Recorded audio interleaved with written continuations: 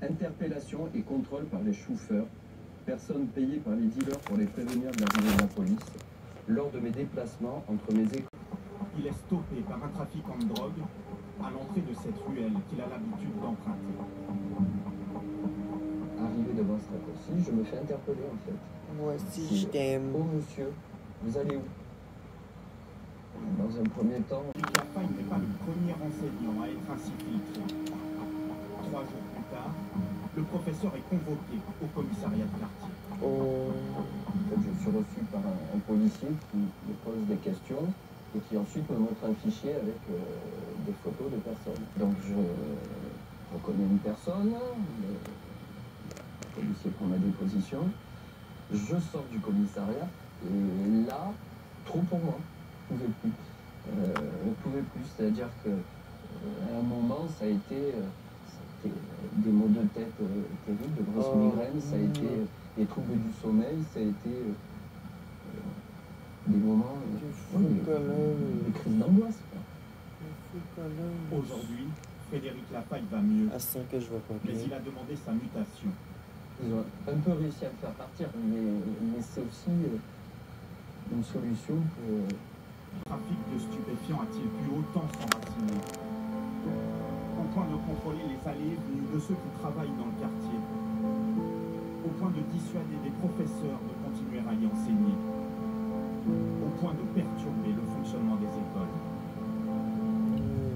L'histoire du chemin Bas d'Avignon ressemble à celle de dizaines d'autres quartiers en France. Sur ce terrain, il était alors un vaste jardin où les maraîchers cultivaient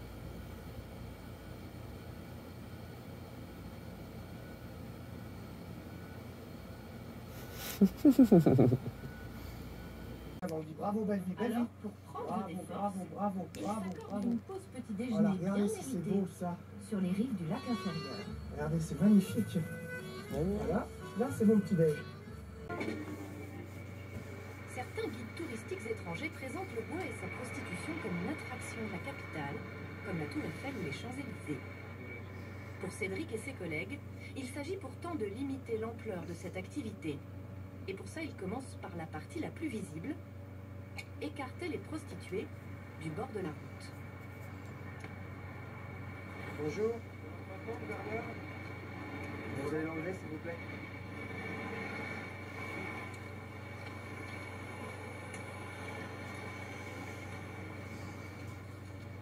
Quand ils ne trouvent pas la propriétaire, ils doivent démonter eux-mêmes la tente. Et leur seule présence dans les sous-bois suffit à déranger les prostituées. Je vous demande pardon?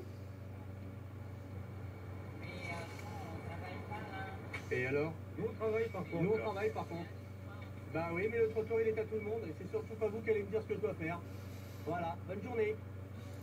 Et si vous voulez, on peut venir aussi avec vous, s'il y a que ça pour me faire plaisir. Voilà, de rien, bonne journée. Ça c'est le monde qui est à l'envers. Ben, ils se sont rendu compte qu'on restait là, donc elle est venue nous demander si on pouvait aller ailleurs parce qu'ils ne travaillaient pas. Donc c'est quand même un peu gonflé. Oui, ben oui, voilà. Allez, on y va. Si le seul fait d'être présent perturbe l'activité des filles, ça ne réduit pas pour autant l'ampleur de la prostitution.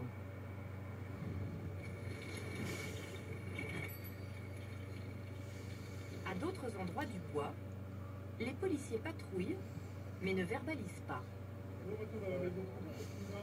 Là, vous avez en fait, dans le Bois de Boulogne, vous avez une piste sportive avec des ateliers qui permet aux gens sportifs d'effectuer, je crois qu'elle fait 12 ou 13 km avec des ateliers à différents niveaux. Et au milieu de ça, vous avez un tronçon de bois où des jeunes femmes se livrent à la prostitution. Vous voyez, ça bouge. Un petit hectare de forêt à l'abri des regards, en plein cœur du Bois de Boulogne.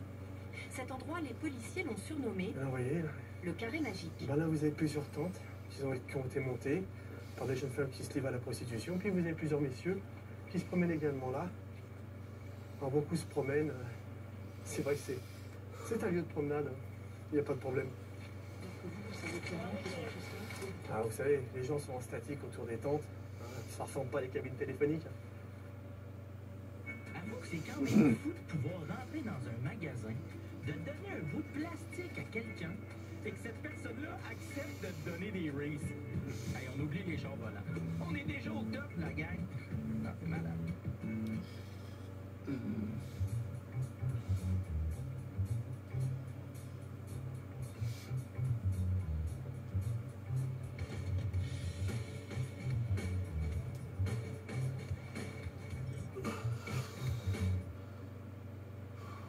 Ici, pas de travestis, uniquement des femmes. Elles travaillent côte à côte pour se protéger des agressions. Chacune dans une petite tente d'1 mètre carré, afin d'éviter d'être verbalisées pour exhibition sexuelle. Tout va bien? Cet endroit est bien connu des clients et particulièrement fréquenté. Ouais, il y a un peu trop de monde pour taper les verbalisations. J'ai pas assez de carnet. Mais bon, là, c'est, vous voyez, c'est pas trop le but de la manœuvre de verbaliser. C'est plutôt le fait de venir, se montrer. Oui, bon, tout de suite, hein, je veux dire, c'est bien plus éloquent qu'une simple verbalisation. On est arrivé, il y avait quoi, une quinzaine de messieurs.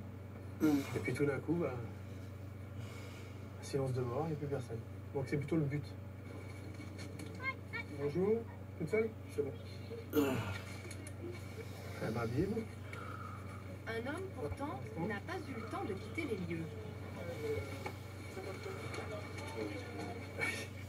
Discuter avec quelqu'un. La drogue est ouverte et la ceinture ouverte. Et si on lui demande, elle va dire quoi? Et que vous discutiez.